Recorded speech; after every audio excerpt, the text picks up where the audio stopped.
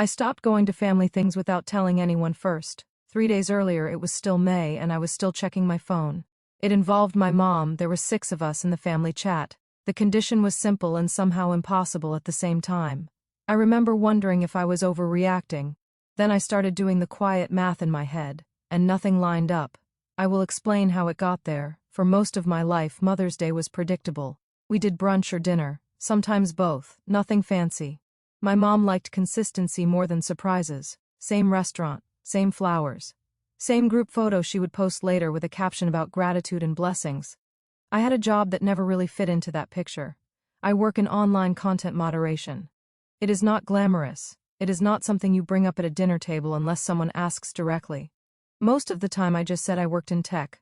That was easier. My mom knew what I actually did. She just never liked talking about it. She would change the subject or get quiet. Once she told me she did not like imagining what I saw all day. I understood that. I did not push. This year Mother's Day fell on a Sunday like usual. On Wednesday my sister sent a message in the family chat asking about availability, times, who was driving, normal stuff. I replied a few minutes later. I said I was free all day. That is when my mom sent her message. She said she wanted this Mother's Day to feel peaceful. Her word, peaceful. She said she had been feeling overwhelmed lately and wanted to keep the gathering small and light. Then she added that she thought it might be better if I skipped this one. No explanation at first. I stared at the screen for a long time. I reread it. I checked if I missed something before it. I had not. I asked what she meant. She replied that my job brought heavy energy. That was the phrase. Heavy energy. She said she did not want to think about disturbing things on her day. She said it kindly. That somehow made it worse. No one else said anything. The chat stayed quiet. I remember thinking maybe she did not mean it the way it sounded. Maybe she was just tired. Maybe I had talked about work too much last time. I tried to replay the last visit in my head. I could not remember saying anything inappropriate. Then the math part started. My brother lives 2 hours away and was still invited. My sister brings her kids who are loud and chaotic and still invited. My dad had recently been in a bad mood for weeks and still invited. It was just me. I typed a response. Deleted it. Typed another one. Deleted that too. Eventually I said okay. I said I understood and hoped she had a nice day. She replied with a heart emoji. That was it. After that something shifted. Not dramatically, not all at once. I stopped contributing in the group chat. Not on purpose at first. I just did not know what to say anymore. Every message felt like it would come out wrong. On Sunday I stayed home. I did laundry. I cleaned my kitchen. I kept my phone face down most of the day. That night my sister posted photos. Smiling faces, same restaurant, same flowers. I did not comment. And that is when I realized I had already started disappearing without really deciding to. I did not talk to anyone about it at first, not friends, not coworkers. I told myself it was a small thing, one holiday, one decision. I said it out loud once while washing dishes, and it sounded thin even to me. The following week my mom called like nothing had happened. She asked about the weather. She asked if I was eating properly. Normal questions. I answered them. I kept my tone even. I did not bring up Sunday and neither did she. That silence sat there. A few days later my brother texted me separately. He said Mom mentioned I was busy with work and could not make it. That is how she framed it. I stared at his message longer than I should have. I said yeah, something like that. He sent a thumbs up and changed the subject. That was another small thing that added weight. The story was already being rewritten without me. After that I started noticing patterns I had ignored before. Family plans would be discussed in the group chat and then confirmed privately between others. I would get the final version. Time. Place. No room to adjust. Once my sister asked if I could help babysit on a Saturday. I said yes and rearranged my schedule. The night before she canceled. No apology. Just a quick message saying plans changed. I told myself I was reading too much into it. At work things were heavy as usual. That is the nature of it. I deal with content most people never want to imagine. I have training. I have coping systems. I know how to shut it off when I log out. Or at least I thought I did. My mom started making comments when we talked, small ones. She would ask if I had considered switching roles. She would mention someone's kid who got a nice normal job. She would sigh and say she worried about my soul. She never said she was ashamed. She did not need to. I started giving shorter answers. Less detail. I noticed she seemed relieved when I did. Then there was my birthday. Nothing big, Just a text from the family chat, a generic message, no call, no plan to meet later. That had never happened before. Even during busy years, someone would suggest cake or dinner another day. This time, nothing followed. That was when it stopped feeling accidental. I remember sitting on my couch that night with my phone in my hand thinking about the math again. How often I initiated contact. How often plans involved me only if I made them happen. How quickly I was excluded when something felt uncomfortable. It was not dramatic. It was administrative. Like I had been quietly reclassified. I did not confront anyone. I did not announce anything. I just stopped filling the gaps. I did not text first. I did not suggest dates. I did not remind anyone I existed. Weeks passed. No one asked if something was wrong.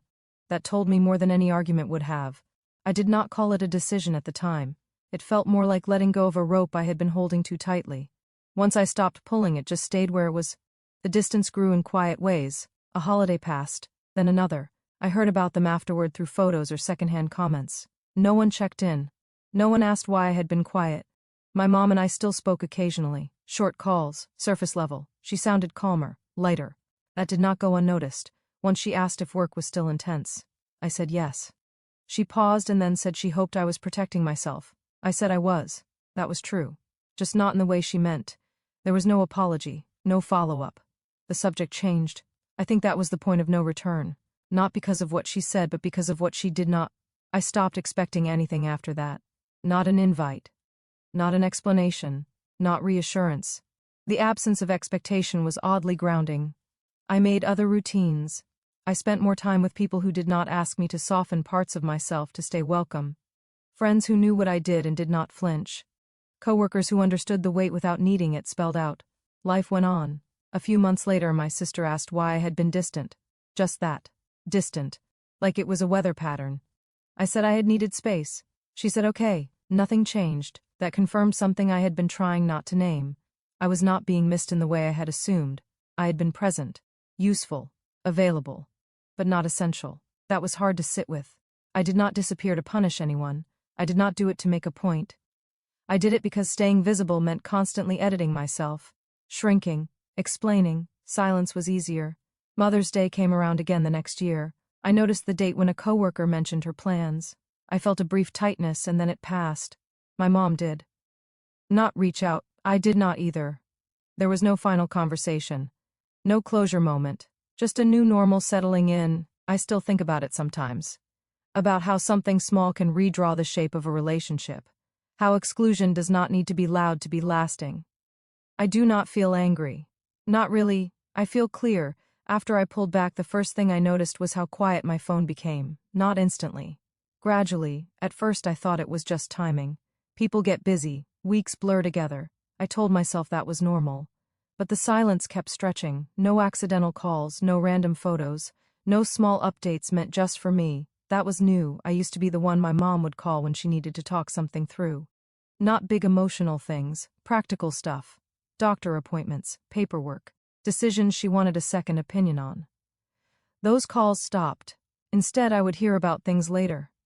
After decisions were already made. I remember finding out my dad had a minor procedure through my sister's social media post. I stared at it for a long moment, trying to decide if it hurt or if I was just surprised. Maybe both. I considered bringing it up.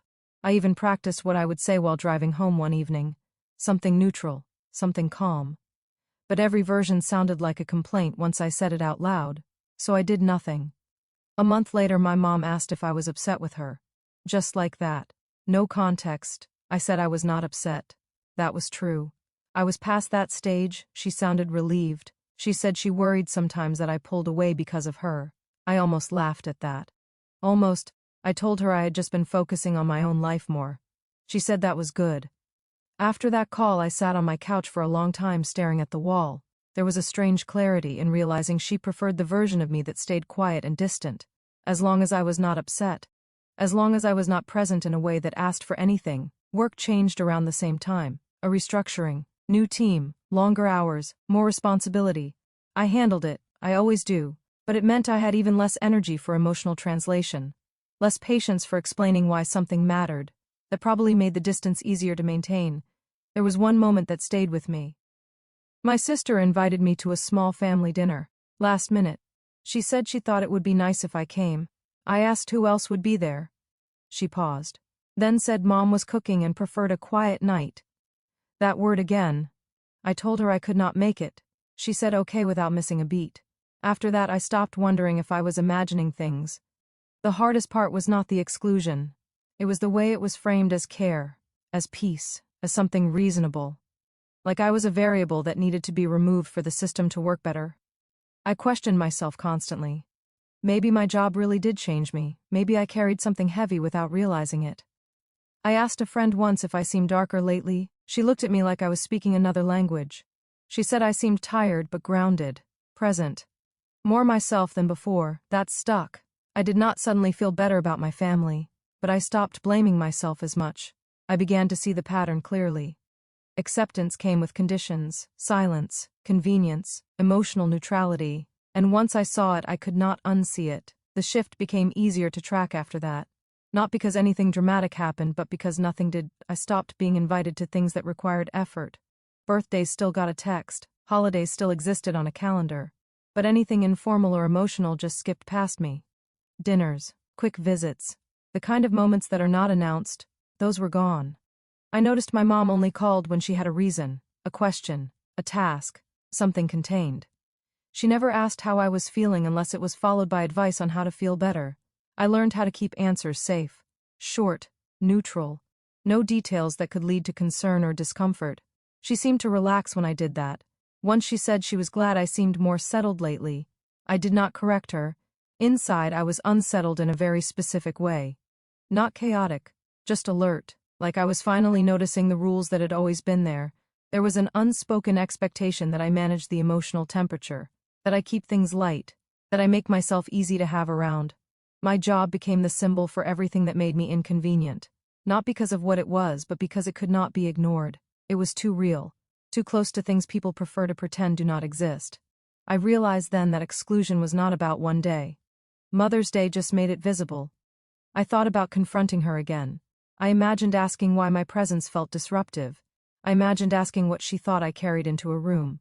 But every version of that conversation ended the same way, with me explaining myself, softening, reassuring, making it easier for her. I was tired of that, so I stayed quiet. The quiet did not fix anything, it just clarified it. Months went by, seasons changed. I built a life that did not revolve around waiting. I made plans without checking if anyone else was free. I stopped feeling guilty about that. Then something unexpected happened. My mom mentioned therapy during one of our calls, just casually. She said her friend suggested it. She said she was thinking about it. For a moment I felt hopeful, not because therapy solves everything, but because it suggested curiosity, a willingness to look inward. I said that sounded like a good idea. She changed the subject. That was when I understood something important.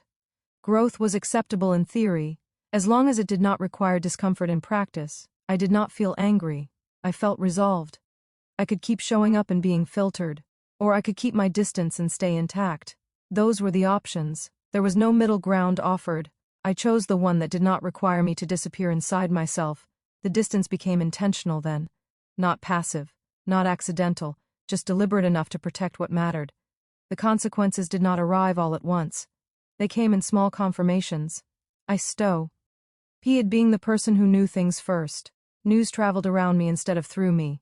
Engagements, health updates, family frustrations. I learned about them late or not at all. At first that stung. Then it settled into something quieter.